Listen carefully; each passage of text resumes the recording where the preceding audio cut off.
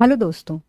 आज हम लोग भारतीय संविधान के प्रस्तावना को या जिसे प्रियम्बल कहते हैं समझने का प्रयास करते हैं।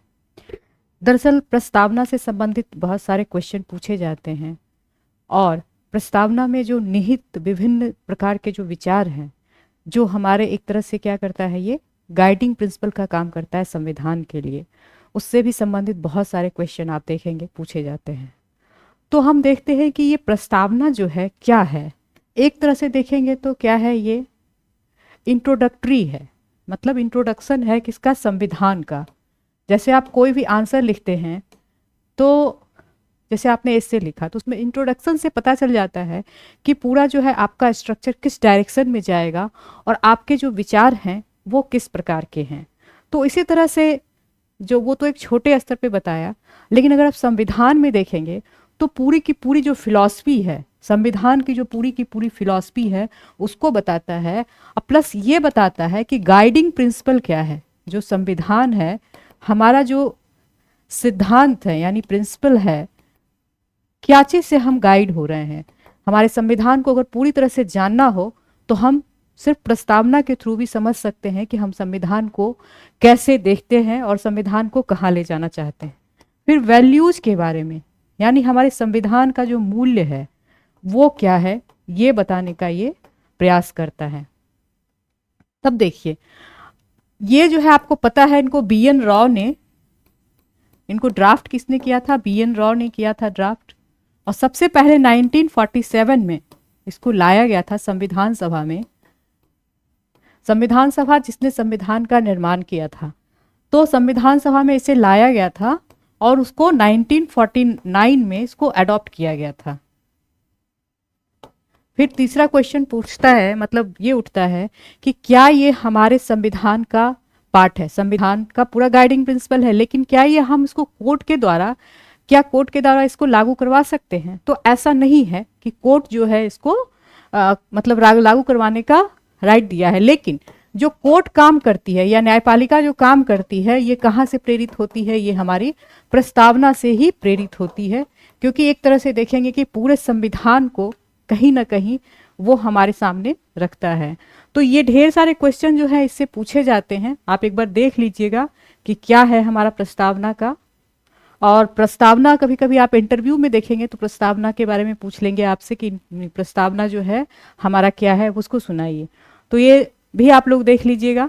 लेकिन प्रस्तावना को समझना बहुत ज़रूरी है कि प्रस्तावना है क्या और प्रस्तावना क्यों इम्पॉर्टेंट है। तो मैंने बता दिया आपको, जस्ट लाइक इंट्रोडक्शन है जो हमारे पूरे संविधान की एक झलक देता है।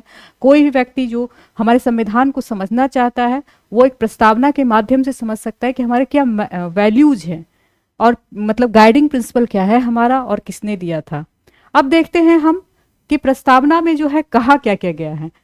तो सबसे पहले आप देखते हैं शुरू होता है हम भारत के लोग, मीन्स जो स्रोत है आपका, जो यहाँ पे जो संविधान में जो बनाया गया उसका स्रोत क्या है आपका, ये हम भारत के लोग हैं।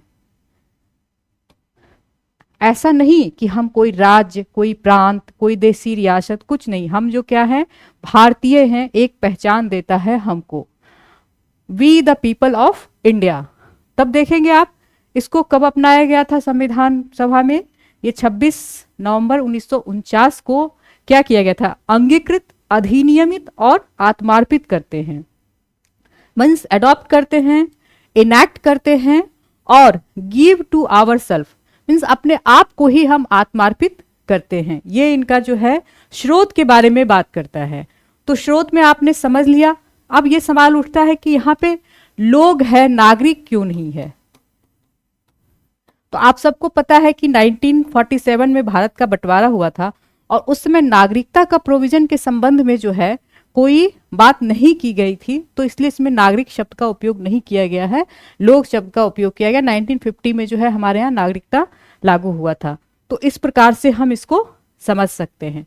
अब दूसरा चीज क्या बताता है, जो हम स्वतंत्र हुए उसके पहले पता है 1947 के पहले हम लोग ब्रिटिश शासक के अधीन थे, एक तरह से गुलाम थे हम लोग।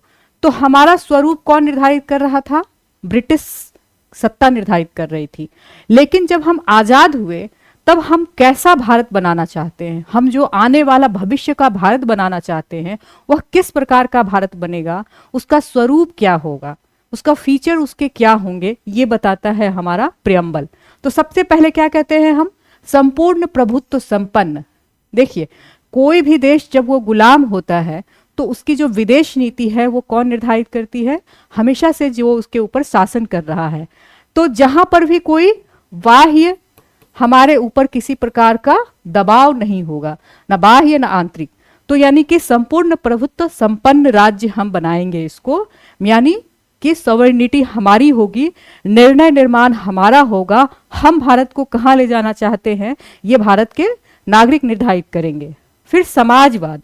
अब देखिए, समाजवाद और पंथ निरपेक्ष, ये देखेंगे आप 42वां संविधान संशोधन किया गया था, उसमें जोड़ा गया था, ये मूल संविधान में नहीं है। तो समाजवाद को अगर देखेंगे तो किस प्रकार से लिया गया है, समाजवाद का अर्थ है कि सबको न्याय की स्वीकृति, सबको न्याय देना, समाज के सभी लोगों को, मीन्स सबसे नीचे से नीचे लोगों को भी हम न्याय प्रदान करें। ये कोई सिद्धांत नहीं है, जैसे जस्ट लाइक रसिया में जो सिद्धांत है उस तरह का कोई सिद्धांत का हमारे यहाँ बात नहीं की गई है।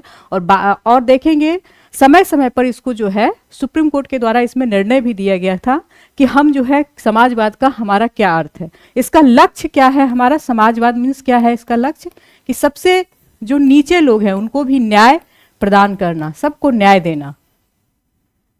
फिर पंथ निरपेक्ष, जो भारत है वहां पे कोई भी, आपको पता है कि धर्मनिरपेक्ष राज्य है, यहाँ पे जब आप देखेंगे सबको पूजा उपासना करने की स्वतंत्रता दी गई, क्योंकि भारत की संस्कृति जो है एक मिलीजुली संस्कृति है, यहाँ पे किसी एक धर्म की प्रधानता नहीं है और सारे लोग, आप ऐसे भी जानते हैं कि भारत की संस्कृति को सामासिक संस्कृति कहा जाता है, गंगा यमुना तहजीबी संस्कृति कहा जाता है, मीन्स के सारे लोग जितने आए इसी में मिलके चले। तो हम कहीं ना कहीं जो है इस चीज को अडॉप्ट किए हैं कि हमारा जो भारत होगा उसकी कोई पंथ की पहचान नहीं होगी, कि हम हिंदू मुस्लिम ये नहीं करेंगे, कोई पंथ या संप्रदाय नहीं होगा, बल्कि हम भारत के लोग ही इसके पहचान होंगे। तो ये क्या है, पंथ निरपेक्ष। किसी भी पंथ के प्रति जब आप देखेंगे, इसको अलग से हम लोग पढ़ेंगे तो इसको और विस्तार में समझने की कोशिश करेंगे। फिर लोकतांत्रिक गणराज्य। गणराज्य हम लोगों का है ये, क्योंकि राष्ट्रपति जो है हम लोग चुने जाते हैं और राष्ट्रपति जो है हमारा जो मेन शासन होता है किनके पास होता है, हमारा प्रधानमंत्री, जो मंत्रिमंडल होता है। और लोकतांत्रिक यानी कि जो सत्ता किसके हाथ में होगा, इसको शक्ति कौन प्रदान कर रहा है, तो इसको जनता कर रही है, यहाँ की जो जनता है वो इसको शक्ति दे रही है।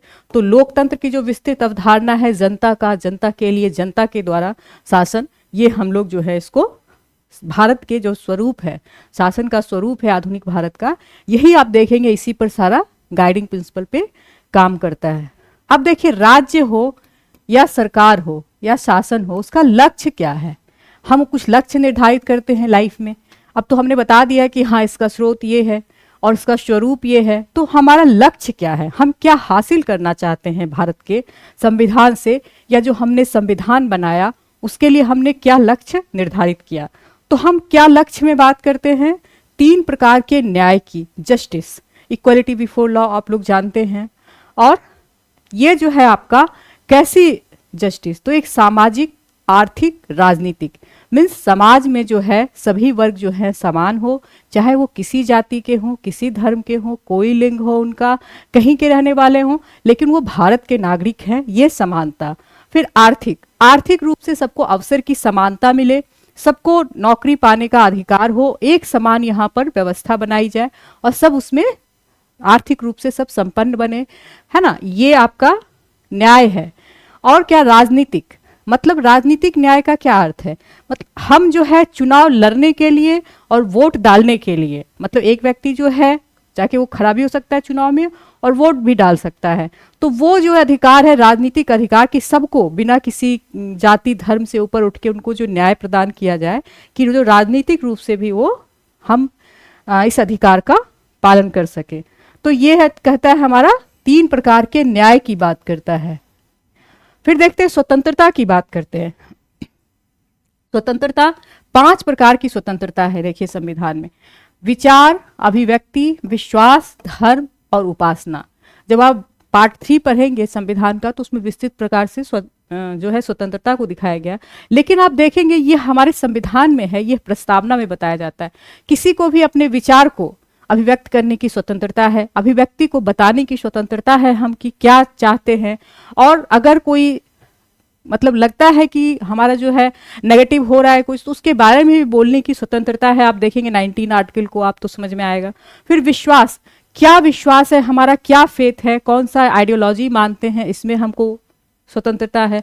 धर्म, कोई भी धर्म मानने की स्वतंत्रता है, ऐसा नहीं कह सकते हैं कि आप यहाँ हैं तो आप इसी धर्म को मानिए, किसी भी धर्म को मान सकते। उपासना, कोई भी पूजा पद्धति, धर्म और उपासना में फर्क है कि धर्म जो है हमारा रिलीजन जो है हमारी क्या है, ये हम जो मानते हैं, लेकिन पद्धति क्या है, ये प्रोसेस है, प्रक्रिया है। तो पूजा पद्धति यानी उपासना को जो है इसमें भी हमारी स्वतंत्रता है कि हम किस विधि से किसी का पूजा करें, मंदिर जाएं, मस्जिद जाएं, ये सारी चीज जो है यहाँ पे आप देखेंगे। फिर समता, ये 2 प्रकार की समता की बात करता है, प्रतिष्ठा और अवसर। जैसे आप मान लीजिए हमारा समाज जो है ये ऐसा समाज था जहाँ छुआछूत भी था, जहाँ फीमेल के प्रति भी बहुत ज़्यादा, अभी भी आप देखेंगे बहुत सारी जो है हमने एक आडंबर जो है वो भी था हमारे समाज में। तो इसको क्या किया जाता है कि इसके आधार पे आप देखेंगे कि प्रतिष्ठा जो है ये लोगों को, अगर ये लोग के लोग में अगर विभाजन करे एक व्यक्ति का दूसरे व्यक्ति में, तो ये कहीं भी एक आधुनिक समाज के लिए सही नहीं है। तो हमारा लक्ष्य क्या था कि सभी को प्रतिष्ठा, सबको इज्जत सम्मान दिया जाए, क्योंकि इज्जत जो है ये कहीं ना कहीं बहुत बड़ी बात होती है। आप देखेंगे सबको खाना पीना है, लेकिन आप अगर इज्जत नहीं दे रहे हैं तो वो बहुत ही उनके लिए, किसी भी व्यक्ति के लिए जो जन्म लिया है उसके लिए प्रतिष्ठा, सम्मान ये बहुत इंपॉर्टेंट होता है, डिग्निटी, जिसके बिना उसका जो है पूरी तरह से इवॉल्व नहीं हो पाता है। और अवसर की समता, मतलब जितने लोग हैं उनको जिस तरह का समाज में अवसर प्रदान किया जाता है, सभी मिलके, जैसे मान ली यूपीएससी का फॉर्म भरा, अब ऐसा नहीं कि यही वर्ग भर सकते हैं दूसरे वर्ग नहीं भर सकते हैं, तो वैसा होगा तो क्या होगा, अवसर की असमानता हो जाएगी। तो यहाँ पे सभी को समान अवसर की बात करता है। फिर बंधुता, फैटर्निटी। अब देखिए क्या हुआ, हमारा जो देश था वो सदियों से गुलाम था, और क्या हुआ, आज़ादी जब मिली तो हमें क्या आज़ादी मिली कि पाकिस्तान और भारत एक धर्म के आधार पे विभाजन हुआ।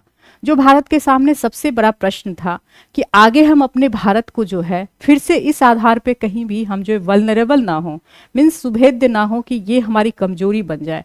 तो इसमें क्या है, आपकी बंधुता बहुत इंपॉर्टेंट है कि सब भाईचारे, सब में जो है आपका मिल के हम रहें।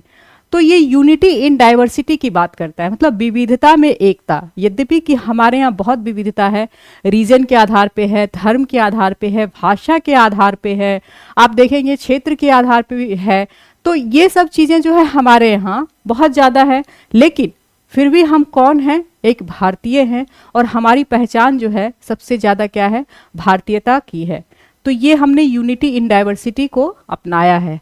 फिर एकता और अखंडता, एकता और अखंडता की बात यही है कि हमारी जो है भारत जो है जब आज़ाद हुआ था तो उसने हमने जो है ऐसा दंश देखा था विभाजन का, जो कि एक बहुत ही मतलब विभत्स रूप था। अगर हम लोग तो बहुत आगे निकल चुके हैं, जिस घटना को हम लोग नहीं जानते हैं, फील नहीं कर पाते हैं, लेकिन उस समय के लोगों को ये पता था कि इतना ज़्यादा टूटना किसी देश का और एक अपने देश से ही अलग होके दूसरे जगह जाके मतलब बसना, ये कितना बड़ा मतलब इंसान को आघात पहुंचाता है।